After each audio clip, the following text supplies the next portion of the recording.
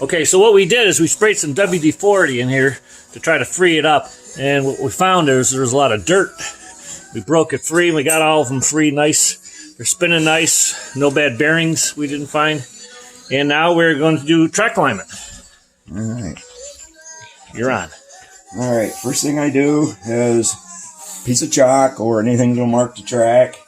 Usually where I'm going to do my measurement, somewhere close to the rear wheel. In this case, it's nice and easy right there, and put a mark on the track. Okay. I want to go at least one full round to make sure the track centers itself. Okay. Usually I'll go 2 if the track turns fairly easy, but we'll see what we get. When you say center itself, what are we talking about? When this rear axle can move like this. Okay. And obviously, whichever way that wheel's pointed into the rotations, the way it's going to try to move the track back and forth. Okay. And we're talking between this distance here? And the way you center it is, there's several different ways to do it. The easiest way is measure from the edge of this wear bar to the edge of the track on both sides. Okay. What do we got right now? And what we're going to check now, so we got side to side. It's like 2.5. 1, 2 7/16. Okay.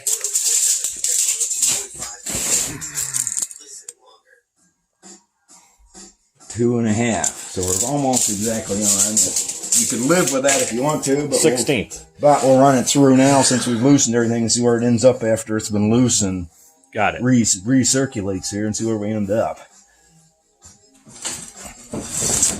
This is way easier than it was.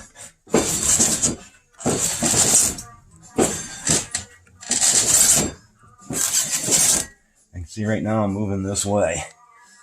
Okay. I'm almost now touching the inside of that front wheel. Let's go 2 laps around.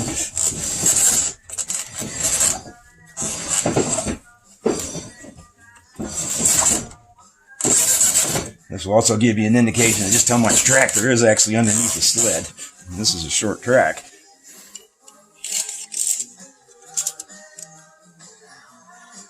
Yep, I moved this direction. So now, to adjust that, I'm long here, which means I have to tighten this side a little more to push this side back to rock the track that direction. Okay. So we'll start. Go one turn. So the trick is tighten the side that's longest. In this case, the bolts here. Some of them are in here. So we're moving this. Moving this axle backwards slightly.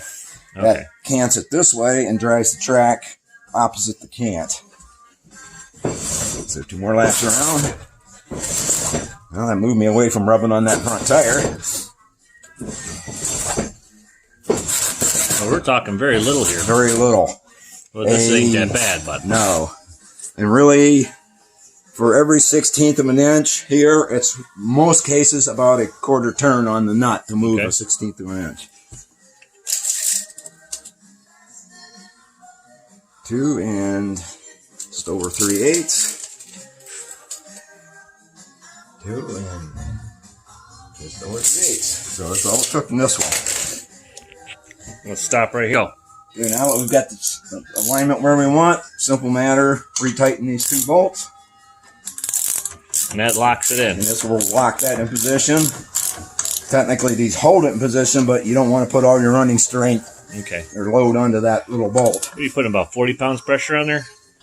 Basically, you just, if you see, I'm not using full length. Yes, you're holding. Just pulling it right here. Okay. Any more than that, you can start pushing this bearing. Okay. Preloading these bearings, and then you're back to turning hard and creating more heat. And these are locked bolts? Those because it's a lock set up, they're tension permanent. Got it. Some will have a lock nut on here. Okay. So you would have to loosen to move it.